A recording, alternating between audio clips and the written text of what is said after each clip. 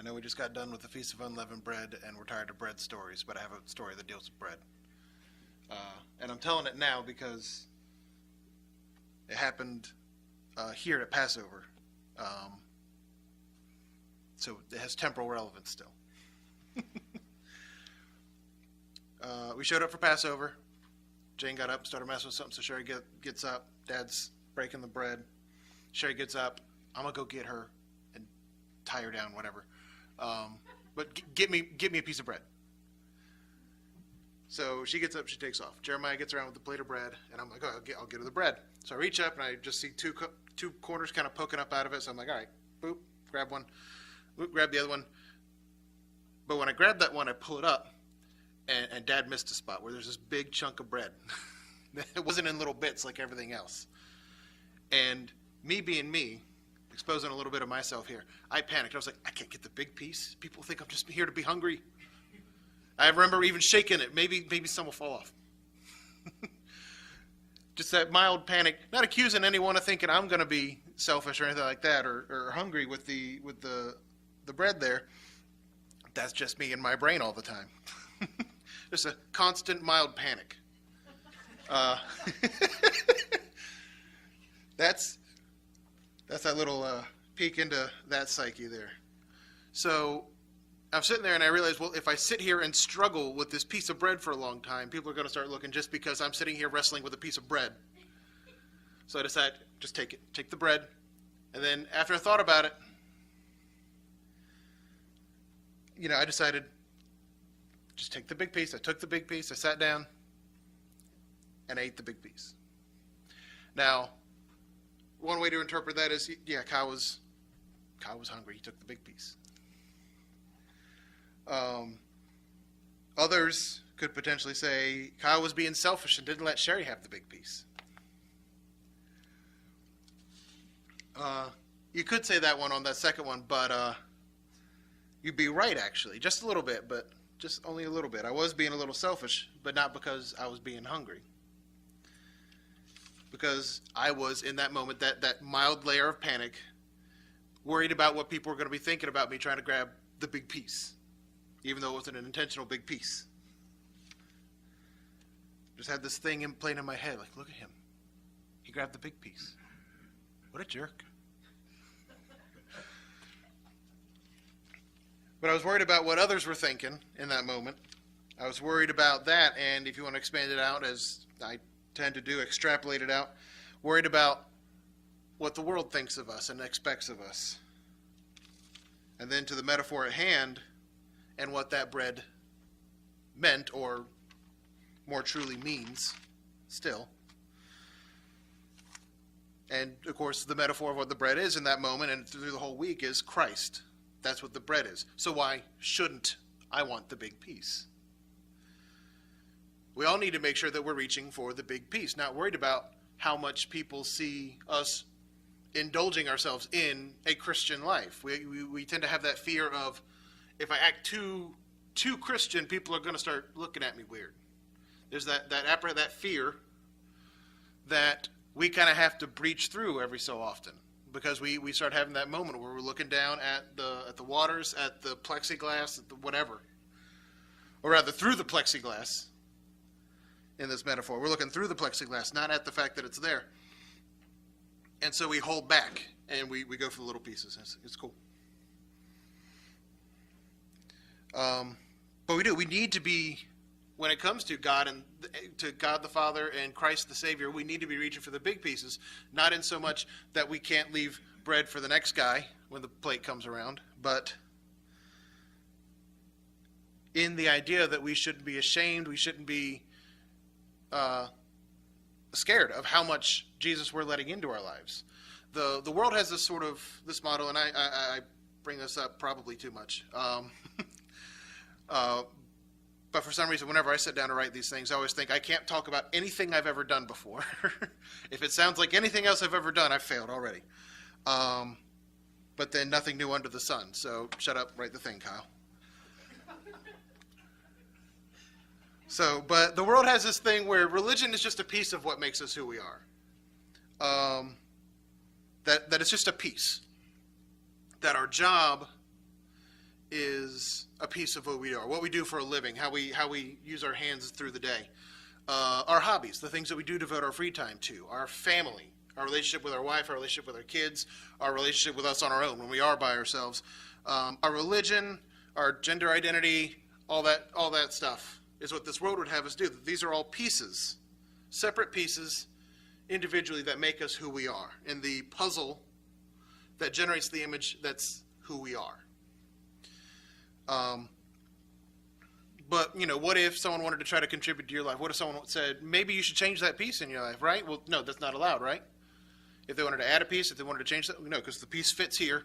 This is who I am. This is where the piece fits. You can't add pieces because everything's edges, right? The world says, no, you're not allowed to talk about someone else's pieces and what they're supposed to be, what they ought to be. You're not allowed to. No one's supposed to, no one can. And that includes, in the worldview, Jesus Christ himself isn't allowed to tell you what those pieces are supposed to be. Which would imply in the metaphor that that little piece of religion that is a part of you is mutable by you, by the possessor of that little piece that has said, I am this faith and this is how I believe. Get the little snap in there. Oprah, I actually saw this in an interview. Sometimes I worry about the stuff I bring up because sometimes it's secondhand and I'm like, I didn't fact check it this week, I forgot. But I saw this one on TV where Oprah was like 7 and she was in church and they read the verse where God said he's a jealous God, and Oprah was like, well, that's not my God. And just kind of declared, apparently, that's not the God I worship. I worship God just to the left of God that isn't jealous. And there are people that subscribe to what Oprah said. That like, oh, okay, yeah, that one too. Like, left of God. That they all decided I liked better than God. We know that's not true. We know that's not. God doesn't change. God is, we don't change God. He changes us. The Rich Mullins song, I believe what I believe is what makes me what I am. I did not make it. It is making me. It is the very truth of God the Father and not the invention of any man. Jesus acts on us, not the other way around. We don't tell Jesus how big a piece he gets in our life, or at least we're not supposed to. Who are we to regulate Jesus to one little piece of the puzzle when the puzzle is, like I said, once all the puzzles are in, you can't change them. You can't swap them around because they're all cut in certain ways. Everything's edges on the outside. It's insular. God wants community. He wants convocation. He wants gathering. He wants family. And family can't afford to sit in little boxes, sit in little puzzles, and not interact with each other, not be integrated.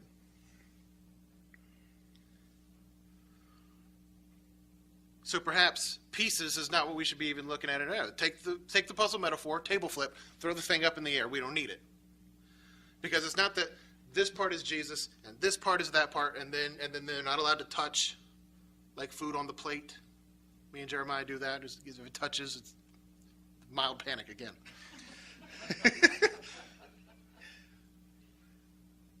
So every part of our life is supposed to represent Christ. It's supposed to reflect Christ in what we're doing. We should be wanting the big piece. We should be getting such a big piece of Jesus that he's saturating everything else, that he's bleeding into, word choice on purpose, everything else that we do. The puzzle pieces are too broad. They're broad stroke, right? Everyone always, I got the question finally because the Holy Days finally came up. I've been at this job for 4 months now, 4 or 5 months. Holy Days finally came up, so I finally got the question, what denomination are you? So I got it a little later this time. When I started the restaurant, it was weeks before the feast. So that conversation got really intense really quickly. So what do we build ourselves out of now if we're not allowed to use the puzzle pieces anymore? If I flip the table over and I won't let you pick it back up. Well, how about threads? Again, the idea of things being wound together and stronger because of these minuscule little things. The idea that everything we do, every breath, every action, what we do at work, not just how good a job we do at work, should be reflective of Christ, and that Christ should be in all these little strings. Wound together with our own actions, we should be wrapping Christ up. That's because a string is lots of little strings just wound together to make them stronger, just like rope, just like steel cable. So you take all these little bits, what I do at work, how I act at work, how I talk to people at work, the job I do at work, how good a job I do, how much care I take into it. Christ should be in every part of our life. What's the verse? Colossians 3, 18 through 24. It's not just that Christ should be in our lives, but he should be in our relationships. That's the section where it's like, wives, obey your husbands, just like you would submit to the Lord. Husbands, cherish your wives as though Christ would the church. The idea that he is not only in that interaction with us, but also in our relationships, our personal relationships. Because undoubtedly, our partner that we settle down for with the rest of our life is probably, besides Christ, the most intimate person who knows the most about us. He should be in, don't provoke your kids to anger. Kids obey. He should be in our relationship with our kids. He should be saturated through that as well. Servants, obey your masters. Employees, obey your boss. Again, just the idea that he should be in everything that we do. That all these little threads that we're pulling together, all these minuscule micro actions, should be woven together, making one big tapestry instead. That every moment, every second, every little piece should instead be making a giant tapestry that has no image of us in it, but instead Christ.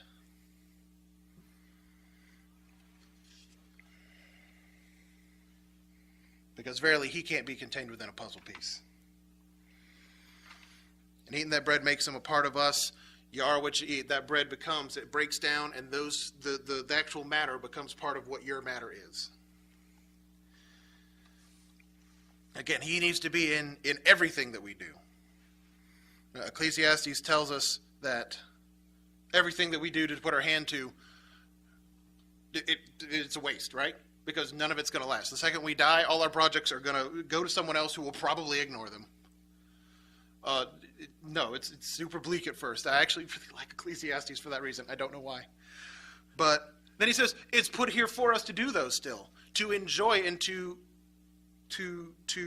embrace, to give us meaning in these bleak little, short, pathetic, frail lives that we have. So we have that, but then at the end of Ecclesiastes, what's the whole matter? Worship God. That every action we do, even in our hobbies and all of it, should be to celebrate God and Jesus. He is, at the end of the day, the Word with which no thing in the world was not made. And so to the idea that he's in everything around us even, not just in ourselves and interactions and in the people around us, but every canyon, fjord, and whirl of cloud is in fact his own fingerprints metaphorically on this world. So much a part of everything that if we ever dare to shut up about him, the rocks will speak up for us. So why be afraid? Go ahead, grab the big piece. Don't ever let the world, don't ever let fear, don't ever let yourself. No power, no principalities, no scheme of man limit how much Jesus you reach for.